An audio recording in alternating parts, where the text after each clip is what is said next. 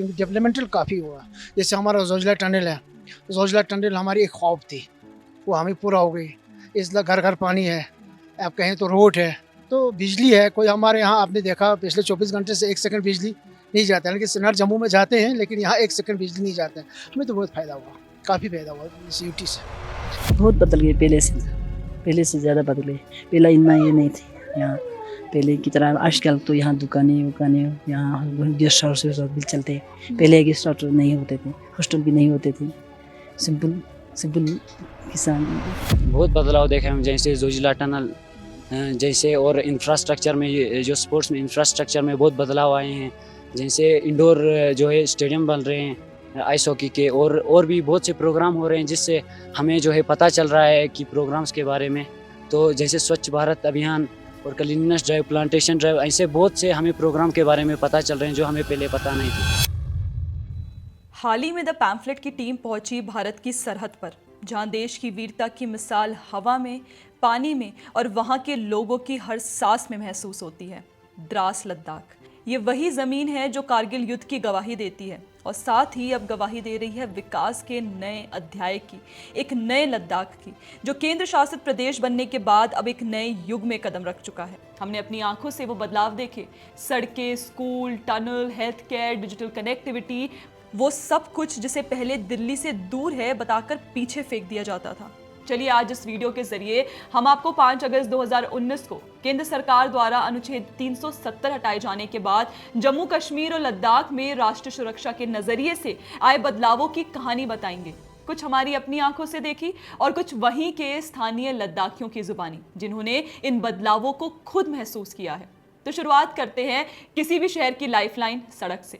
तो लद्दाख के द्रास शहर में घूमते हुए हमारी नजर पड़ी इस बोर्ड पर, जिस पर लिखा था कि यह सड़क प्रधानमंत्री ग्राम सड़क योजना के तहत बनवाई गई है। ये देखकर खुशी हुई कि देश को ग्राम सड़कों की आवश्यकता है। इस बात को पहली बार रेखांकित करने वाले प्रधानमंत्री स्वर्गीय अटल बिहारी वाजपेयी के सपनों को लगातार उड़ान मिल रही है। खुशी हुई कि नरेंद्र मोदी सरकार अपने लक्ष्य के मुताबिक देश के अंतिम कोने, अंतिम नागरिक तक पहुंच रही है। अब इसी जिज्ञासा से कि यहाँ पहले सड़क कैसी हुआ करती थी, हमें मिली ये एक लद्दाखी महिला जो यहीं की मूल निवासी है। आप खुद सुनिए उन्होंने अपने आसपास के एरिया के डेवलपमेंट को लेकर क्या कहा। छोटा सा रास्ता था पहले, तो इर्द गिर्द पूरा घास ही घास था। अभी तो जब से सड़क निकल गया, पूरा घास भी खत्म हो गया। नुकसान भी हो गई, फायदा भी हो गई। क्या फायदा हुआ? जैसे फायदा तो ये हो गया, शाम रोड में सब कुछ मिलता है, उधर ही निकलते, सब्जी वब्जी, सिलेंडर निकलते हैं, यहाँ से राशन निकलती। पहले नहीं होता था ऐसा। महीने में, साल में 22,000 आते हैं आराम से। इसी तरह बहुत से काम मोदी ने दिया है, वहीं काफ़ी हम घर वाली लड़कियों के लिए तो सब कुछ काफ़ी है। तो सुना आप लोगों ने इस लद्दाखी महिला का प्रधानमंत्री नरेंद्र मोदी के प्रति स्नेह, कि कैसे उनके जगह के आसपास विकास होने से उनकी आमदनी भी बढ़ी है। अब आगे चलते हुए हमें मिला एक युवा, केंद्र सरकार के माई भारत वॉलंटियर का हिस्सा। ये लड़का सुनिए कैसे अपने बदलते शहर को देखकर अपने जैसे युवा के भविष्य पर सुरक्षित महसूस कर रहा है। नरेंद्र मोदी जी जो है यूथ को बहुत सपोर्ट करते हैं, खेल के उसमें, एजुकेशन के उसमें। तो हमें बहुत अच्छा लगता है कि देश के प्रधानमंत्री यूथ को इतना बढ़ावा दे रहे हैं। आप जैसे लद्दाख के रहने वाले हैं, तो अब अपने जगह के अराउंड आपने कुछ बदलाव देखा हो पिछले कुछ सालों में? बहुत बदलाव देखे हम, जैसे जोजिला टनल जैसे, और इंफ्रास्ट्रक्चर में जो स्पोर्ट्स में इंफ्रास्ट्रक्चर में बहुत बदलाव आए हैं। जैसे इंडोर जो है स्टेडियम बन रहे हैं आइस हॉकी के, और भी बहुत से प्रोग्राम हो रहे हैं, जिससे हमें जो है पता चल रहा है कि प्रोग्राम्स के बारे में। तो जैसे स्वच्छ भारत अभियान और क्लीननेस ड्राइव, प्लांटेशन ड्राइव, ऐसे बहुत से हमें प्रोग्राम के बारे में पता चल रहे हैं जो हमें पहले पता नहीं थे। अरे जैसे मैंने अभी देखा, मैंने अभी आपकी जगह में एंटर किया, तो जो इस सड़क के बाहर दिखा था, ये प्रधानमंत्री ग्राम सड़क योजना के तहत बनी हुई है। तो पहले कैसा था और अभी कैसा बदलाव है? पहले में ये बहुत कच्चा था, धूल उड़ती थी, मिट्टी। अभी आप देख सकते हैं बहुत ही अच्छा, यहाँ पे तारकोल वारकोल लगा के बहुत अभी अच्छा बना है। पहले धूल मिट्टी उड़ती थी, बजरी थी, इसीलिए पहले अच्छा नहीं था। अभी बहुत अच्छा बना है रोड। तो दोस्तों सुना आप लोगों ने कि कैसे ये लद्दाख का युवा केंद्र सरकार द्वारा दिए जा रहे स्थानीय युवाओं के लिए अवसरों पर खुशी जता रहा है, और साथ ही अपने राज्य में बन रहे जोजिला टनल को लेकर भी सरकार को धन्यवाद कर रहा है।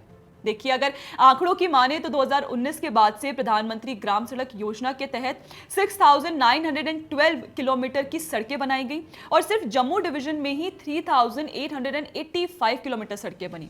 सड़क निर्माण की गति दोगुनी हो गई। मतलब सुरक्षा बलों की तैनाती तेज और अलगाव के कारण पनपने वाली अस्थिरता में भारी कमी। राष्ट्रीय राजमार्ग प्रोजेक्ट्स में 25 प्रोजेक्ट्स और 11,721 रुपीस करोड़ की लागत से, जिनमें जम्मू श्रीनगर हाईवे और चिनानी नाशरी टनल जैसे बड़े प्रोजेक्ट शामिल हैं। वैसे इसको लेकर अगर मैं खुद आंखों देखा हाल सुनाऊं तो जम्मू कश्मीर के श्रीनगर से लद्दाख के द्रास के रास्ते हमने देखी तीव्र पहाड़ों पर बनी चौड़ी सड़कें। जी हाँ, और इसमें सबसे बेहतरीन नजारा था सोनमर्ग टनल का। इसे जोजिला टनल प्रोजेक्ट का हिस्सा माना जाता है। लद्दाख और कश्मीर घाटी को जोड़ने वाला एक रणनीतिक व अहम निर्माण है। इस टनल के बनने से सोनमर्ग क्षेत्र साल भर देश के बाकी हिस्सों से जुड़ा रहेगा, जो पहले भारी बर्फबारी के चलते कई महीनों तक कट जाता था। सोनमर्ग से कालगिर की दूरी में लगभग 30 किलोमीटर की कमी आएगी। जो यात्रा पहले 3 से 3.5 घंटे में पूरी होती थी, वह अब सिर्फ 1 घंटे में की जा सकेगी। बाकी इससे न सिर्फ सेना की आवाजाही और रसद पहुंच में सहूलियत होगी, बल्कि स्थानीय पर्यटन, व्यापार और आपातकालीन सेवाओं को भी जबरदस्त फायदा मिलेगा। ये टनल सोनमर्ग को आर्थिक रूप से मजबूत बनाने की दिशा में एक ऐतिहासिक कदम है। इसका उद्घाटन प्रधानमंत्री नरेंद्र मोदी ने इसी साल जनवरी के महीने में किया था। अब चलिए आगे चलते हैं और आपको यहाँ सुनाते हैं लद्दाख के एक स्थानीय व्यापारी से, जो बता रहे हैं लद्दाख में हो रहे विकास की कहानी और कैसे जोजिला टनल का बनना, जो उनके परिवार का सालों से कभी सपना हुआ करता था, वो नरेंद्र मोदी सरकार के आते ही हकीकत बन चुका है। बहुत अच्छे, क्योंकि देखिए हम जोजिला टनल के लिए हम 70 ईयर से रो रहे थे। हमारे आबा अजदाद गुजर गए, मर गए, लेकिन जोजिला टनल नहीं हो सका। लेकिन जब बीजेपी गवर्नमेंट आई तो फट से हमें जोजिला टनल कर, ये हमारी सबसे बड़ी ख्वाब है। इसके बाद आप सोनामर्ग का टनल लीजिए, इस वक्त तो नहीं, तो वहाँ से भी 2.5 घंटे का बहुत मुश्किल सफ़र है। सर्दियों के लिए वहाँ बर्फ होती है, फिसलिंग होती है। अभी टनल हो गया, हम तो आते ही जाते, हम तो सुबह जाते हैं, शाम वापस पहुँच जाते हैं इधर टनल की वजह से। तो गवर्नमेंट का बहुत अच्छा डेवलपमेंट बहुत अच्छी है इसमें। जैसे हम यही जगह जगह पे देख रहे थे, जल जीवन मिशन के हमें काफी बोर्ड दिखे, इधर पीछे हमें एक प्रधानमंत्री ग्राम सड़क योजना का भी बोर्ड दिखा, तो हमें लग रहा है कि मतलब सरकार की काफी योजनाएं यहाँ तक। देखिए मैडम, ये जो अभी पाइप चल रहा है, ये जल जीवन का चल रहा है। 24 आवर ले हमें पानी होती है, 24 हमें बिजली, हाँ बिल्कुल, हमें पानी को कोई कमी नहीं है। ये गवर्नमेंट ऑफ इंडिया ने जल जीवन शक्ति जो बनाया, वो हमारे लिए बहुत फायदा हो गया, बहुत अच्छी फायदा है। जो फर्स्ट क्लास चल रहा है। अभी हमारा पानी आप देख लीजिए, ये ओवरफ्लो हो रहा है। मैडम यहाँ गाँव में पक्की सड़कें हैं, गाँव में। अब ये तो छोड़िए, तो हाईवे है, गाँव में पक्की सड़कें। कोई गाँव कारगिल में नहीं होगा जहाँ पक्की सड़क नहीं होगा। और ये आपका तो होटल एकदम NH1 से एकदम मिलता हुआ है। बिल्कुल मैडम, हाँ ये NH1 से पूरा मिलता है। ये समझिए अपनी ज़मीन है, हमारी आबा अजदाद की ज़मीन थी, ज़मीन अपनी थी, तो हमने अपनी से ढूंढ करके बना लिया। तो वार मेमोरी सामने है, तो उससे थोड़ा सा हमें सहूलियत मिलती है। गवर्नमेंट का सहूलियत भी, अपना भी थोड़ा होने से चलो मैडम चलता है, अपना धंधा चलता है। वैसे आपको बता दें कि जोजिला टनल एशिया की सबसे लंबी बाई डायरेक्शनल टनल होगी। इससे यात्रा समय 3.5 घंटे से घटकर 15 मिनट हो जाएगी। लद्दाख तक साल भर लॉजिस्टिक सपोर्ट मिलेगा और सेना की अलर्टनेस भी बनी रहेगी। फिलहाल अभी ये वर्क इन प्रोग्रेस है। बाकी विकास के माध्यम से देखा जाए तो लद्दाख में बना है एक integrated multipurpose infrastructure corporation. 25 crore रुपए के शेयर कैपिटल से, जो अब उद्योग, पर्यटन, ट्रांसपोर्ट और लोकल मार्केटिंग को बढ़ावा दे रहा है। सीमावर्ती क्षेत्रों में आर्मी की उपस्थिति से डुअल यूज इंफ्रास्ट्रक्चर भी तैयार किया जा रहा है। सड़कों, स्कूलों, ब्रिज और कम्युनिकेशन नेटवर्क के जरिए नए उपकरण जैसे स्पाइडर एक्सकवेटर और रॉक ड्रिल्स की मदद से इंफ्रास्ट्रक्चर तेजी से आगे बढ़ रहा है। जैसे अगर मैं अपना पर्सनल एक्सपीरियंस शेयर करूं तो 10,500 फीट की ऊंचाई पर स्थित द्रास के कारगिल वॉर मेमोरियल से 14,200 फीट की ऊंचाई पर स्थित सैंडो टॉप जाने के रास्ते में हमने देखी पक्की सड़कें। जी हां, जो इलाके कभी यूपीए की सरकार के दौरान निगलेक्ट कर दिए जाते थे, वहां अब बीआरओ द्वारा पक्की सड़कें बनाई जा रही हैं। और केवल यही नहीं, सड़क के साथ अब इन ऊंचे पहाड़ी इलाकों में मोबाइल कनेक्टिविटी, पानी, बिजली सब कुछ पहुंच रहा है। तो आप देखिए कि सैंडो टॉप एरिया से भी हम देख सकते हैं, यहाँ पे भी फिलहाल थोड़ी मुझे भी एक ऑक्सीजन की कमी लग रही है। और पहले यहाँ पे कनेक्टिविटी नहीं थी, चाहे वो रोड्स की बात हो, चाहे वो इलेक्ट्रिसिटी की बात हो, चाहे वो मोबाइल की बात हो। तो सोचिए उस समय में कैसे हमारे सैनिक किस वीरता के साथ उन्होंने यहाँ पे लड़ाई लड़ी। 1999 का कारगिल युद्ध लड़ा और जीता भी। लेकिन आज हम देख रहे हैं, अभी जैसे हम लोग रास्ते से आ रहे थे, बॉर्डर रोड ऑर्गेनाइजेशन द्वारा रोड को कितने अच्छे तरीके से अब फिलहाल यहाँ पूरी कनेक्टिविटी हो गई है, इलेक्ट्रिसिटी भी है, मेरे मोबाइल में इंटरनेट भी आ रहा है। तो हम देख रहे हैं तब से लेकर अब तक कितनी प्रगति हुई है चीज़ों में। बाकी इसके अलावा आप खुद सुनिए स्थानीय लद्दाखी व्यापारी की जुबान से कि कैसे प्रधानमंत्री मोदी का जल जीवन मिशन उनके शहर तक पहुंच रहा है और 24 घंटे अब पानी, बिजली, हर सुविधा बिना किसी बाधा के पहुंच रही है। मैडम, ये जो अभी पाइप चल रहा है, ये जल जीवन का चल रहा है। 24 आवरली हमें पानी बहती है, 24 हमें बिजली, हाँ बिल्कुल हमें पानी को कोई कमी नहीं है। ये गवर्नमेंट ऑफ इंडिया ने जल जीवन शक्ति जो बनाया वो हमारे लिए बहुत फायदा हो गया, बहुत अच्छी फायदा है, जो फर्स्ट क्लास चल रहा है। अभी हमारा पानी आप देखिए ये ओवरफ्लो हो रहा है। ये मेजर चेंजेस 2019 के बाद आए जब अनुच्छेद 370 हटाया गया और लद्दाख को एक यूनियन टेरिटरी का दर्जा मिला। तब से यहाँ विकास कार्य तीव्र गति से बढ़ चुका है। देखिए, कश्मीर और लद्दाख में 24 घंटे बिजली आपूर्ति की दिशा में प्रयास, खासकर सर्दियों में बिजली कटौती की समस्या कम हुई है। रूरल इलेक्ट्रिफिकेशन अब एक रिकॉर्ड स्तर पर है, जिससे सुरक्षा बलों की सर्विलांस क्षमता बढ़ी है। इंटरनेट एक्सेस में सुधार हुआ है, हाई स्पीड कनेक्टिविटी और डिजिटल बैंकिंग जैसी सुविधाएं यहां तक पहुंच रही हैं। लद्दाख में सेना द्वारा टेलीकॉम नेटवर्क भी बिछाए गए हैं, जिससे दोनों सैनिकों और नागरिकों को लाभ हुआ है। बाकी पर्यटन और सामाजिक एकीकरण की बात करें तो 2023 में 2 करोड़ से ज्यादा टूरिस्ट ने जम्मू और कश्मीर का दौरा किया। यह अब तक की सबसे बड़ी संख्या है। होटल, एयरपोर्ट और सड़कों में सुधार ने पर्यटन को बढ़ावा दिया, स्थानीय लोगों की आर्थिक निर्भरता और आत्मसम्मान बढ़ा है। लद्दाख में भी होम स्टे, टैक्सी सेवाओं और स्थानीय हस्तशिल्प में उछाल देखा गया। इसको लेकर आप इन स्थानीय व्यापारी से खुद सुन सकते हैं कि कैसे उनके आसपास के घरों में होमस्टे की सुविधा से उनको आमदनी का एक नया जरिया भी मिल गया है। और साथ ही इस कड़ी में कारगिल वॉर मेमोरियल का वहां होना और भारतीय सेना की उपस्थिति भी महत्वपूर्ण बन जाती है, जो कई पर्यटकों को इस क्षेत्र में अट्रैक्ट करती है, जिससे उनकी भी आमदनी में फायदा होता है। ये वॉर मेमोरियल बनने से क्या आपको लगता है ये आसपास के एरिया का भी डेवलपमेंट हुआ है? बिल्कुल मैडम, देखिए मिसाल अभी हमने होटल बनाए, वहाँ भी होटल हर जगह बनाए, तो इसी वार मेमोरी की वजह से देखो ना, वार मेमोरी जब बन गई, आप लोग आगे टूरिस्ट आते हैं तो इसीलिए बनाए, नहीं तो हमारा कहाँ बनता था, हम तो पीछे बैठे हुए थे। इससे तो काफ़ी फायदा हो गया, पब्लिक को बहुत फायदा हो गया वार मेमोरी से। यहाँ पे लोकल जो व्यापारी हैं या फिर जो लोकल जैसे आपका होटल है या किसी का रेस्टोरेंट है, तो वॉर मेमोरियल की वजह से हुआ है फायदा? बहुत फायदा हुआ। अभी तो जगह जगह घर घर में ये है, क्या कहते हैं, होम स्टे। होम स्टे हर जगह, होटल भी है, होटल 3-4 है, होम स्टे तो हर किसी ने बनाया, 4-4, 5-5 कमरा हर किसी का। इसका मतलब फायदा है, नहीं तो पहले तो होता ही नहीं था। वार मेमोरी यहाँ पे है, आप लोग आते हैं, टूरिस्ट आते हैं, तो इसी वजह से हमारा रोजगार चलता है। ये तो गवर्नमेंट ऑफ इंडिया का एक अच्छी शुक्र है, अच्छी बात है। इसी के चलते अगर आंकड़ों की बात करूं तो जम्मू और कश्मीर को 2019 के बाद 1.5 लाख करोड़ के निवेश प्रस्ताव मिले, जिनमें से 5,319 रुपीस करोड़ का निवेश जमीन पर उतरा। 25,000 करोड़ के प्रोजेक्ट्स निर्माणाधीन हैं। जम्मू और कश्मीर का जीएसडीपी रुपीस 1 लाख करोड़ से बढ़कर 2.64 लाख करोड़ हो गया है। निवेशकों की संख्या में जम्मू और कश्मीर में 34.67%, लद्दाख में 88.02% की वृद्धि हुई है। 7 लाख युवा रोजगार से जुड़े, 25,000 सरकारी और सुरक्षा बलों में भर्ती हुए। हर 2 दिन में एक नया स्टार्टअप रजिस्टर हो रहा है। 7.7 लाख से अधिक उद्यमी आगे आ रहे हैं। अब इसी बीच जो एक बात मैं हाईलाइट करना चाहूंगी वो है महिला सशक्तिकरण की। तो द्रास में मेरी मुलाकात हुई कुछ टैलेंटेड लद्दाख की बच्चियों से। बात की तो पता चला कि ये एक टीम स्ट्रिंगमो का पार्ट है, जो कि 2019 में शुरू हुआ एक एनजीओ है और ये लद्दाख की लोकल लड़कियों से मिलकर बना है, जो कि अपनी कला के जरिए समाज में सोशल अवेयरनेस जैसे प्रोग्राम्स को बढ़ावा देने का कार्य कर रही हैं। इस एनजीओ पर एक डेडिकेटेड वीडियो जल्द ही हमारे चैनल पर रिलीज होगा, तो आप प्लीज फर्दर अपडेट्स के लिए हमारे चैनल को सब्सक्राइब भी कर लें और बेल आइकन प्रेस करना ना भूलें। बाकी आगे चलते हैं और आपको लद्दाख की महिलाओं की आत्मनिर्भरता का एक और उदाहरण दिखाते हैं, वुमेन एम्पावरमेंट सेंटर, जो कि लद्दाख की स्थानीय महिलाओं को स्किल भी प्रोवाइड करता है और उससे आमदनी कमाने का जरिया भी बनाता है। इस सेंटर के जरिए लद्दाख की महिला आज घर के काम के साथ एंटरप्रेन्योर बनकर खुद कमाने भी लगी हैं। चलिए सुनते हैं कि इस सेंटर को सुपरवाइज करने वाली इन आर्मी वाइफ का क्या कहना है।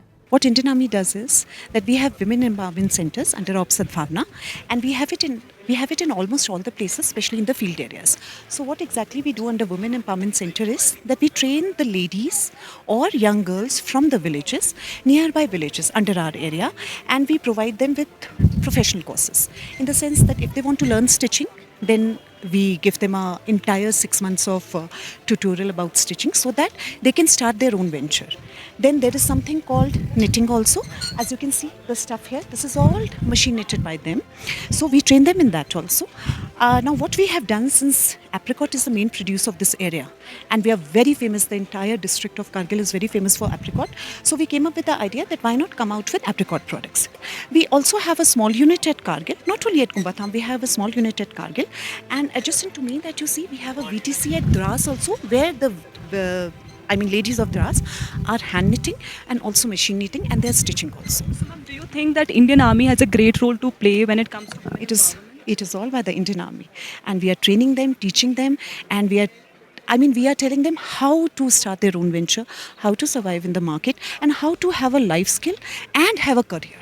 You know, when we teach these young girls or the ladies who come to us and they say ki we really want to do something and we really want to learn something, and when they come up with certificates that they've finally finished the course, and the sparkle and the twinkle that I see in their eyes, and the satisfaction that we've taught them a life skill, I think I can't be more prouder. They're even earning out of it. They're earning out of it, and they're earning quite well. They're quite well, because for every product, like for example the energy bar that we have, for every energy bar that they make, we give them a token of money for that, and it's a good amount of money that they're getting. So per product we are paying them. तो दोस्तों सुना आप लोगों ने कि कैसे आज लद्दाख जैसे बॉर्डर इलाकों में रहने वाली महिलाएं स्किल भी डेवलप कर रही हैं और उससे आत्मनिर्भर भी बन चुकी हैं। बाकी शिक्षा के लहजे से भी सुनिए यहाँ की स्थानीय लद्दाखी महिला का विकास को लेकर क्या कहना है।